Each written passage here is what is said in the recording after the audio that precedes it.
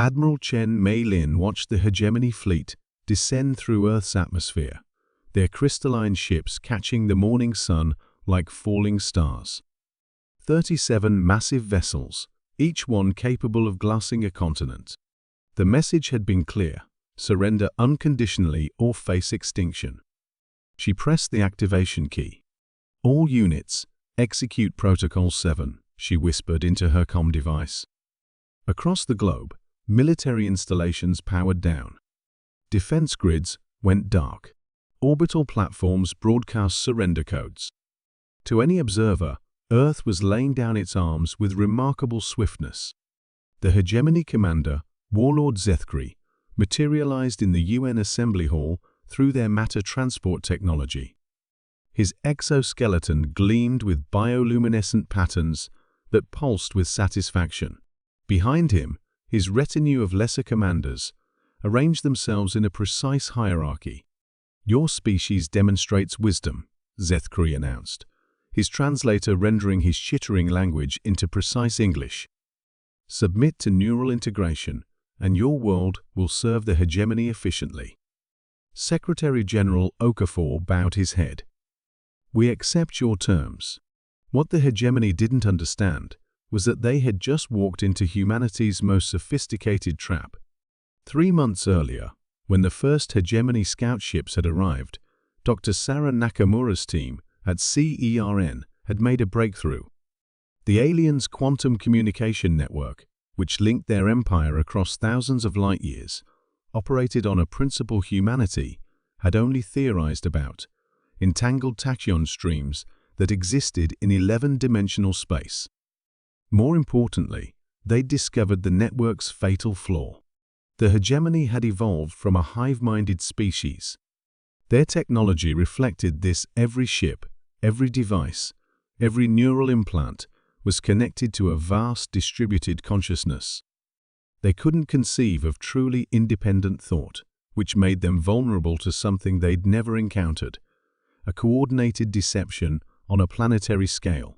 As the occupation began, humanity played their assigned roles perfectly. Scientists submitted to neural monitoring, while secretly working on isolated quantum computers hidden in Faraday cages deep underground. Military leaders allowed themselves to be pacified, while embedded resistance cells activated across the globe. Civilians appeared docile, while memorizing patrol patterns and communication protocols. The hegemony's arrogance was their undoing. They didn't bother to deeply scan human neural patterns after all. No species had ever successfully resisted neural integration. They assumed compliance meant defeat. 6 weeks into the occupation, Dr. Nakamura's team achieved what they called tachyonic mirror. They'd successfully replicated the aliens' quantum communication technology and, more crucially, learned to inject false signals into their network. The first test was subtle: a single false supply requisition that caused one hegemony ship to be slightly under-provisioned. When the aliens failed to detect the intrusion, humanity knew they had found their weapon. Admiral Chen coordinated the next phase from a bunker 3 kilometers beneath the Sahara Desert. Her team had spent weeks mapping the hegemony's command structure through intercepted communications. They'd identified the critical nodes, the flagship commanders, whose neural networks served as relay points for the Empire's distributed consciousness.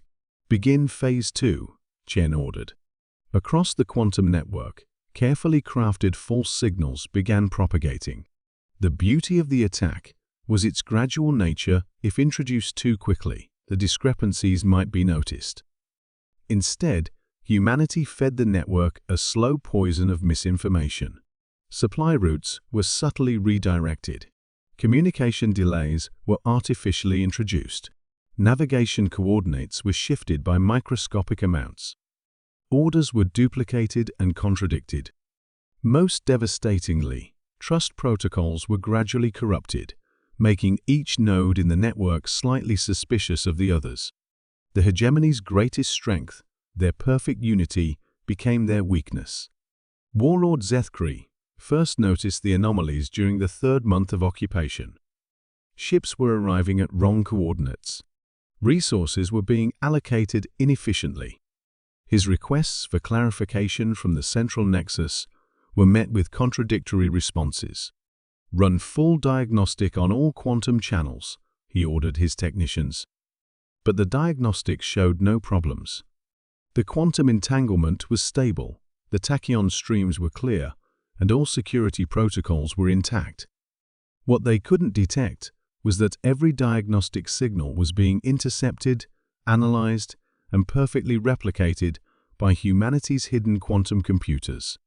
By the 4th month, the hegemony empire was eating itself alive. Fleet commanders in distant sectors were receiving conflicting orders and beginning to fight each other. Supply convoys were disappearing into bureaucratic black holes. The distributed consciousness that had conquered 1,000 worlds was now paralyzed by internal contradictions. The final blow came when Dr. Nakamura's team discovered how to access the hegemony's memory cores. They began implanting false historical records, subtle at first, then increasingly dramatic. Suddenly, different sectors of the empire had different versions of their own history. Ancient alliances became bitter feuds. Loyalty oaths became declarations of independence. Within 6 months, the hegemony was no longer an empire, but a collection of warring factions, each convinced that the others had been corrupted or compromised.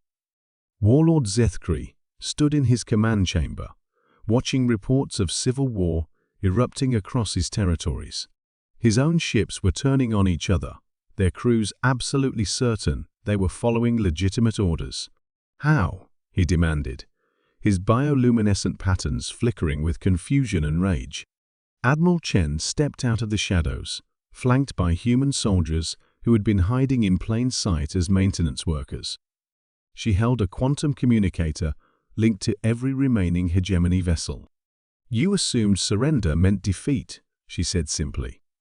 "You never considered that it might mean patience." She activated the device, sending one final signal through the network, the complete shutdown of all quantum communication nodes simultaneously. In the sudden silence that followed, as the hegemony's distributed consciousness collapsed into isolated fragments, Chen smiled. "Welcome to asymmetric warfare," she said. The last hegemony ships fled Earth within days, their crews too busy fighting each other to maintain the occupation. Behind them, they left a species that had learned the most important lesson in galactic warfare. Sometimes the greatest victory comes from letting your enemy defeat themselves. Earth had given them exactly what they demanded: surrender. But they'd never specified what kind.